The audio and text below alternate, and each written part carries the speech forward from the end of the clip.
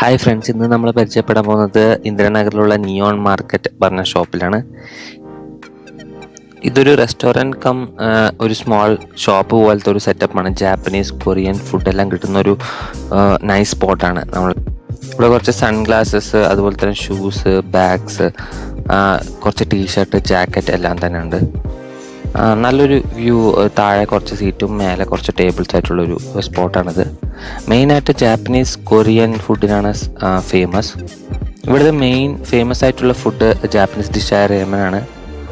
ഇതിൽ കുറേ വെറൈറ്റി ഡിഷസും ഉണ്ട്, നമുക്ക് കാണാൻ പറ്റും മെനു കാർഡിൽ.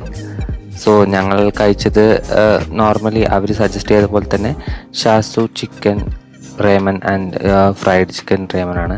ഇവിടെ വെള്ളമൊക്കെ സെർവ് ചെയ്യുന്നത് ഇതുപോലത്തെ ഗ്ലാസ്സിലാണ്. അത് കുറച്ച് വെറൈറ്റി ആയി തോന്നി.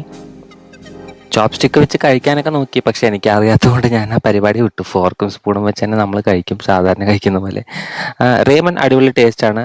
കുറച്ച് പൈസ അധികമാണെങ്കിലും ഒരു പ്രാവശ്യം ട്രൈ ചെയ്യാവുന്നതാണ്. പിന്നെ ഇതിലൂടെ പേപ്പർ, എഡിബിൾ പേപ്പർ എല്ലാം ഉണ്ട്, സൂഷിയിൽ വെക്കുന്ന പേപ്പർ. ഇങ്ങനെയൊക്കെ കഷ്ടപ്പെട്ട് 1 മണിക്കൂർ എടുത്ത് ഞാനിത് കഴിച്ച് തീർത്തു. പിന്നെ അതിനുശേഷം ഒരു ഡെസേർട്ട് ഓർഡർ ചെയ്തു. ഡെസേർട്ട് ബെൽജിയം എന്തോ ഒരു സംഭവമാണ്. പിന്നെ ഇവിടെ മോസ്റ്റ് ഫേമസ് ആയിട്ടുള്ള സാധനമാണ് ഇവിടുത്തെ വാഷ്റൂം. ഇതൊരു ജാപ്പനീസ് ഡിസ്കോ തീമിലാണ് ഉണ്ടാക്കിയിരിക്കുന്നത്. മേലെല്ലാം ഡിസ്കോ ലൈറ്റും, അതുപോലെ തന്നെ speaker system, automatic remote controlled closet എല്ലാം ഉണ്ട്. ഇതൊരു വെറൈറ്റി എക്സ്പീരിയൻസ് ആയിരുന്നു. എനിക്കിത് യൂസ് ചെയ്യാനൊന്നും അറിയാത്ത കാരണം ഞാനത് ചെയ്യാൻ നിന്നില്ല.